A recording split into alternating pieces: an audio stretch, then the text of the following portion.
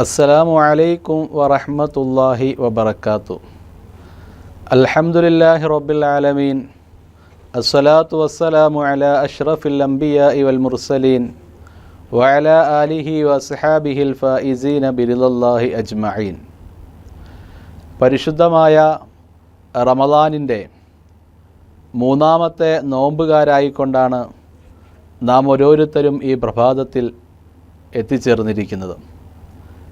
കഴിഞ്ഞ 2 നോമ്പുകളും നാം കൊടുത്ത സ്വതക്കകളും നിർവഹിച്ച തറാവീഹ് ഉൾപ്പെടെയുള്ള മുഴുവൻ ഇബാദത്തുകളും അള്ളാഹു സ്വീകരിക്കട്ടെ, കബൂൽ ചെയ്യുമാറാകട്ടെ. പ്രിയമുള്ള സഹോദരങ്ങളെ, നമുക്കറിയാം ആദരവായ റസൂലുള്ളാഹി സല്ലല്ലാഹു അലൈഹി വസല്ലം തങ്ങൾ നുബുവത്തിന് ശേഷം 23 വർഷക്കാലഘട്ടം ത്യാഗോജ്ജലമായ ജീവിതമാണ് ജീവിച്ചത്.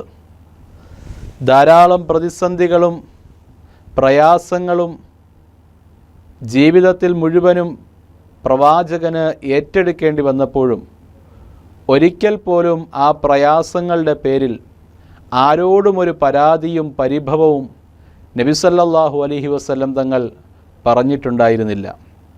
എത്രയോ പരീക്ഷണങ്ങൾ പ്രവാചക ജീവിതത്തിൽ വന്നിട്ടുണ്ട്. ഒരാൾക്കും താങ്ങാനാവാത്ത 1000 പരീക്ഷണങ്ങളുടെ മഴവെള്ളപ്പാച്ചിലുകൾ തന്നെ അള്ളാഹുവിൻ്റെ റസൂൽ സല്ലല്ലാഹു അലൈഹി വസല്ലം തങ്ങൾക്ക് ജീവിതത്തിൽ അനുഭവിക്കേണ്ടി വന്നിട്ടുണ്ട്. നോക്കൂ, അവിടുത്തെ ജീവിതം മുഴുവനും പരീക്ഷണങ്ങളുടെ മരുപ്പറമ്പായിരുന്നു.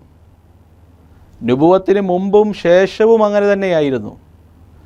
ജനിക്കുന്നതിന് മുമ്പ് പ്രിയപ്പെട്ട വാപ്പ നബിയോട് വിട പറഞ്ഞു.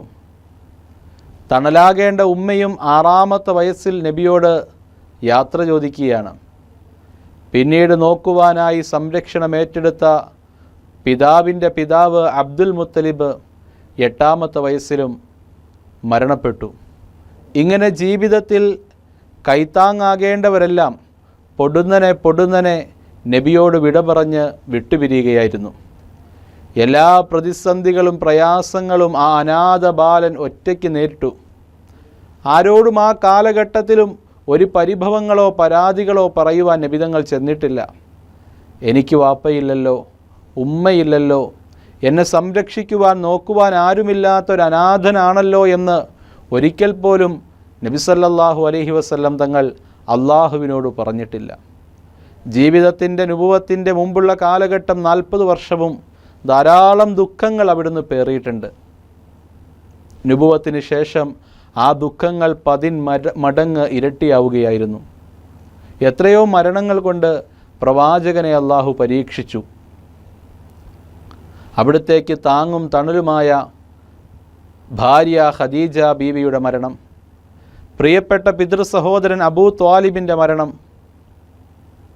ജീവിത കാലഘട്ടത്തിൽ തന്നെ 7 മക്കളിൽ 6 പേരും മരണപ്പെട്ടുപോയി. ആ 6 മക്കളിൽ പലരുടെയും മരണം അതിദയനീയമായിരുന്നു.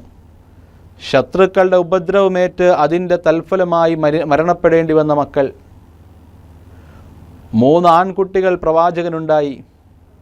ഈ ആൺകുട്ടികളെല്ലാം പൊടുന്നനെ മരണപ്പെടാൻ തുടങ്ങി. ശത്രുക്കൾ ആ സമയത്ത് വാലറ്റ് പോയവൻ, തലമുറയില്ലാത്തവൻ, ആൺമക്കൾ വാഴാത്തവൻ എന്നൊക്കെ നബിതങ്ങളെ പരിഹസിക്കുവാനും അപഹസിക്കുവാനും തുടങ്ങി.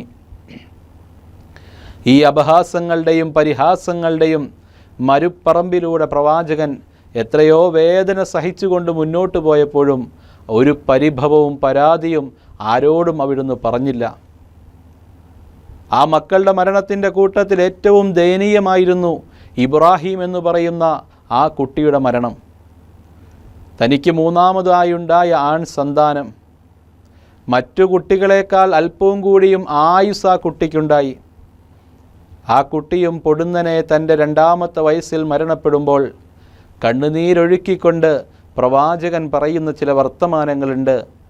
ഇബ്രാഹിമേ, നിൻ്റെ മരണം എന്നെ വല്ലാണ്ട് ദുഃഖിപ്പിക്കുന്നു. എൻ്റെ ഹൃദയം തപിക്കുന്നു. എൻ്റെ കണ്ണിൽ നിന്ന് കണ്ണുനീരൊഴുകുന്നത് നിൻ്റെ മരണത്തെക്കുറിച്ചോർത്തിട്ടാണെന്ന് ആ മകൻ്റെ വേർപാട് സഹിക്കാനാവാതെ പ്രവാചകർ സല്ലല്ലാഹു അലൈഹി വസല്ലം തങ്ങൾ വിളിച്ചു പറയുന്ന രംഗങ്ങൾ നമുക്ക് ഹദീസിലൂടെ കാണാം. അവിടം കൊണ്ടൊന്നും അവസാനിച്ചില്ല. ശത്രുക്കളുടെ ഉപദ്രവങ്ങൾ, പല ആളുകളുടെയും കളിയാക്കലുകൾ ഒക്കെ ജീവിതത്തിൽ പ്രവാചകർ സല്ലല്ലാഹു അലൈഹി വസല്ലം തങ്ങൾക്ക് നേരിടേണ്ടി വന്നിട്ടുണ്ട്. പ്രിയമുള്ളവരെ, ഒരിക്കൽ ഒരു ജൂതനായ മനുഷ്യൻ നബി സല്ലല്ലാഹു അലൈഹി വസല്ലം തങ്ങളുടെ അടുക്കൽ കടന്നു വന്നു. നബിയോട് അയാൾ ചോദിച്ചു, പ്രവാചകരെ, ഇന്നത്തെ രാത്രി അങ്ങയുടെ വീട്ടിൽ അന്തി ഉറങ്ങാൻ എനിക്ക് അനുവാദം തരുമോ? വളരെ സ്നേഹത്തോടെയും സന്തോഷത്തോടും കൂടി ജൂതനായ തൻ്റെ അതിഥിയെ നബിതങ്ങൾ സ്വീകരിക്കുവാൻ തയ്യാറായി. ആ അതിഥി വിഭവസമൃദ്ധമായ ആഹാരങ്ങൾ കഴിച്ച് പ്രവാചകൻ്റെ വിരിപ്പിൽ തന്നെ കിടന്നുറങ്ങി. പാതിരാവിൻ്റെ നിശബ്ദത മാറും മുമ്പ് തഹജ്ജുദ് എന്ന ആരാധനയ്ക്ക് വേണ്ടി പ്രവാചകർ സല്ലല്ലാഹു അലൈഹി വസല്ലം തങ്ങൾ എഴുന്നേറ്റു. ആ സമയത്ത് തൻ്റെ അതിഥിയുടെ വിരിപ്പിൽ പ്രവാചകർ കാണുന്ന കാഴ്ച അതിസങ്കടകരമായിരുന്നു. ജൂതനായ അതിഥി പ്രവാചകൻ്റെ വിരിപ്പിൽ കാഷ്ടിക്കുകയും മൂത്രിക്കുകയും ചെയ്തിരിക്കുകയാണ്.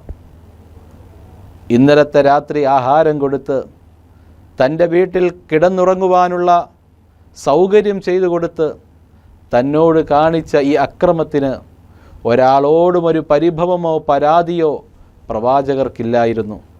മറിച്ച് റിസാലത്തിൻ്റെയും നുബുവത്തിൻ്റെയും ഷറഫാക്കപ്പെട്ട കൈകൾ കൊണ്ട് ആ ജൂതൻ്റെ മലമൂത്ര വിസർജനങ്ങൾ അവിടുന്ന് ശുദ്ധിയാക്കി.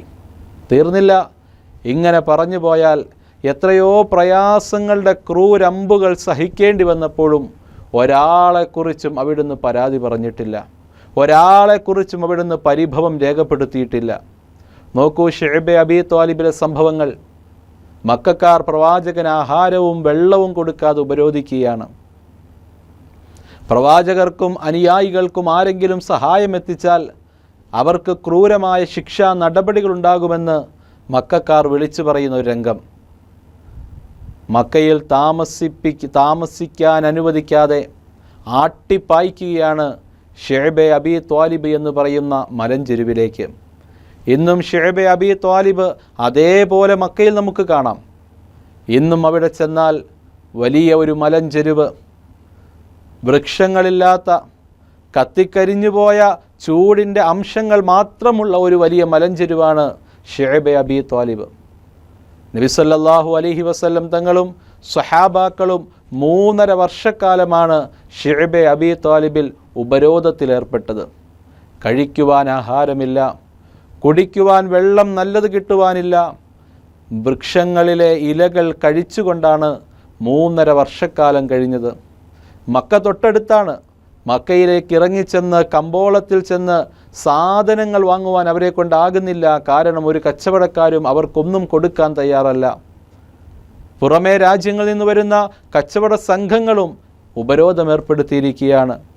കഴിക്കാൻ ഒരു റൊട്ടിയുടെ കഷ്ണം പോലുമില്ലാതെ ഷഫീഉനാ റസൂലുള്ളാഹി സല്ലല്ലാഹു അലൈഹി വസല്ലം തങ്ങൾ വേദനയുടെ തീച്ചൂളയിൽ കിടന്നമർന്നുപോയ ദിവസങ്ങളായിരുന്നു ശുഐബ് അബീ ത്വാലിബ്. പച്ചിലകൾ കഴിച്ച് അവസാനം മലമൂത്ര വിസർജനം നടത്തുന്നത് മൃഗങ്ങൾ കാഷ്ടിക്കുന്നത് പോലെയായി എന്ന് ചരിത്രം രേഖപ്പെടുത്തിയിരിക്കുന്നു. കുടിക്കുന്ന വെള്ളത്തിന് വാസനയുണ്ടാകാൻ വേണ്ടി തോലിൻ്റെ കഷ്ണം മുറിച്ചെടുത്ത് തിളപ്പിച്ച് ആ തോലിൻ്റെ കഷ്ണത്തിൽ നിന്ന് വരുന്ന ഇറച്ചിയുടെ മണമുള്ള വെള്ളം കുടിക്കുവാൻ വേണ്ടി സ്വഹാബാക്കളെന്ന് തയ്യാറായി. ഇത്രയും പ്രയാസങ്ങൾ അനുഭവിച്ചപ്പോഴും ഒരാളെക്കുറിച്ചും അവിടുന്ന് പരാതികൾ പറഞ്ഞിട്ടില്ല. ഒരാളോടും പരിഭവം രേഖപ്പെടുത്തിയിട്ടില്ല. എന്തിനേറെ സ്വന്തം നാടായ മക്കയിൽ നിന്ന് ആട്ടിപ്പായിക്കുന്ന ഒരു രംഗം. അള്ളാഹുവിൻ്റെ റസൂലിന് മക്ക എന്ന് പറഞ്ഞാൽ വലിയ ജീവനായിരുന്നു, ജീവൻ്റെ ജീവനായിരുന്നു. മക്കയിൽ നിന്ന് ആട്ടിപ്പായിക്കുന്ന ഒരു രംഗം ഹദീസിൻ്റെ താളുകളിൽ കാണുമ്പോൾ സഹിക്കാൻ കഴിയുന്നതിൻ്റെയും അപ്പുറമുള്ള വൈകാരികത നമുക്ക് സമ്മാനിക്കുകയാണ്. പാതിരാത്രിയിൽ അബൂബക്കർ സിദ്ദീഖ് റളിയല്ലാഹു അൻഹുമായിട്ട് ഹിജ്റ പോകുവാൻ അള്ളാഹുവിൻ്റെ കൽപ്പന. പ്രിയമുള്ളവരെ, അബൂബക്കർ റളിയല്ലാഹു അൻഹുവിനെ യാത്രയ്ക്കായിട്ട് ഒരുക്കി നിർത്തിയിട്ട് ഇപ്പോൾ വരാമെന്ന് പറഞ്ഞ് പ്രവാചകൻ കഅബാലയത്തിൻ്റെ അടുത്തേക്ക് വരുന്ന വൈകാരികമായ രംഗം.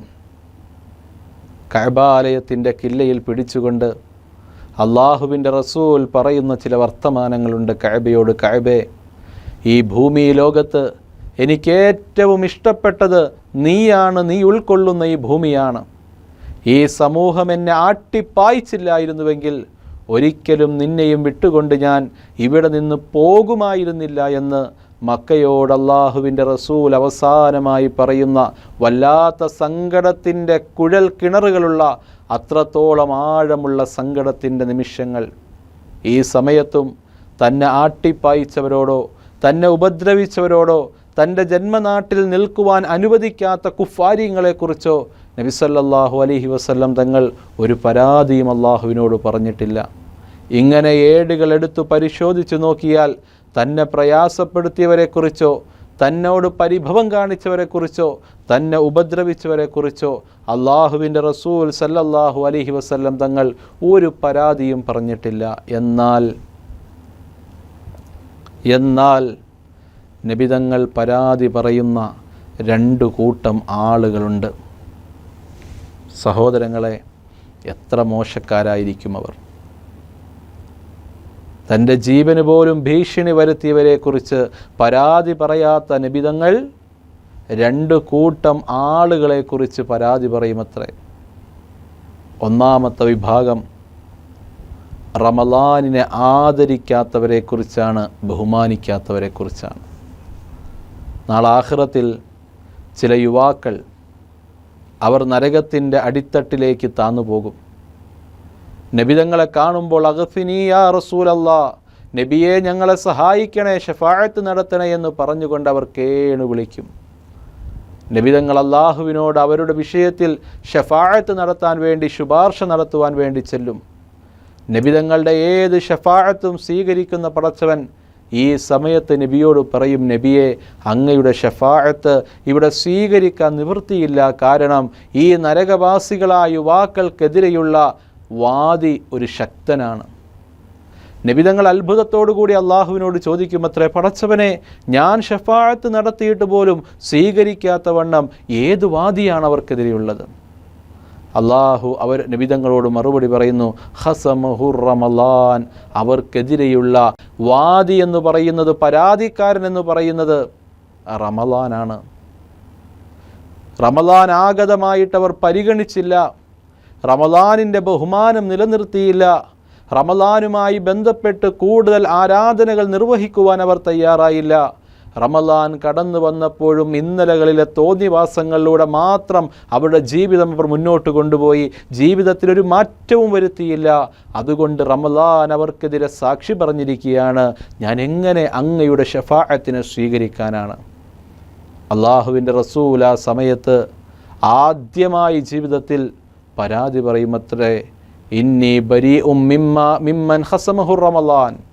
ഇല്ല പടച്ചവനെ, ഇല്ല റബ്ബേ, റമളാൻ വാദിയായി, റമളാൻ പരാതിക്കാരനായി കടന്നു വന്ന ഒരു കൂട്ടർക്കെതിരെ ഞാൻ ശഫാഅത്ത് നടത്തുന്നില്ല, ഞാൻ ഒഴിവാവുകയാണ്. അവർക്ക് റമളാനിനെ ആദരിക്കാത്തതിൻ്റെ ശിക്ഷ നീ കൊടുക്കുക തന്നെ വേണമെന്ന് ആദ്യമായിട്ട് ലോകത്ത് കാരുണ്യത്തിൻ്റെ തിരുദൂതർ സയ്യിദുനാ മുഹമ്മദ് റസൂലുള്ളാഹി സല്ലല്ലാഹു അലൈഹി വസല്ലം തങ്ങൾ റമളാനിനെ ആദരിക്കാത്ത ജനങ്ങൾക്കെതിരെ പരാതി പറയുമെന്ന് ഹദീസുകൾ നമ്മളെ പഠിപ്പിക്കുകയാണ്. സഹോദരങ്ങളെ, റമളാനിൻ്റെ പുണ്യമായ 3ാമത്തെ നോമ്പും പിടിച്ചിരിക്കുന്ന എൻ്റെയും നിങ്ങളുടെയും ജീവിതത്തിൻ്റെ ഇന്നലകൾ മറക്കുക. ഇന്നലകളിൽ ചെയ്ത മുഴുവൻ തിന്മകൾക്കും പടച്ചവനോട് ആത്മാർത്ഥമായി പാപമോചനത്തെ തേടുക. അള്ളാഹു നൽകാൻ തയ്യാറാണ്. ഇന്നു മുതലുള്ള ജീവിതം റമളാനിനെ ആദരിക്കുകയും ബഹുമാനിക്കുകയും ചെയ്യുന്നതാവുക. റമളാൻ എന്ന മഹാ അതിഥി കടന്നു വന്നതിൻ്റെ പേരിൽ ജീവിതത്തിലൊരു നിഷ്ഠ പുലർത്താൻ തയ്യാറാവുക. മസ്ജിദുകളുമായും ദീനി സംരംഭങ്ങളുമായും കൂടുതൽ സഹകരിക്കുക. അത്തരം സഹകരണങ്ങൾ റമളാനിനെ ആദരിക്കുന്നവരിൽ നമ്മളെ പെടുത്തും. നബിതങ്ങൾ പരാതി പറഞ്ഞ ആളുകളിൽ നിന്ന് നമുക്ക് ഒഴിവാകാൻ സാധിക്കും. അല്ലാഹു റബ്ബുൽ ആലമീൻ ആ കൂട്ടത്തിൽ നമ്മളെ ഉൾപ്പെടുത്തി അനുഗ്രഹിക്കട്ടെ എന്ന ദുആ വസിയത്തോടെ അസ്സലാമു അലൈക്കും വറഹ്മത്തുള്ളാഹി വബറകാതുഹു.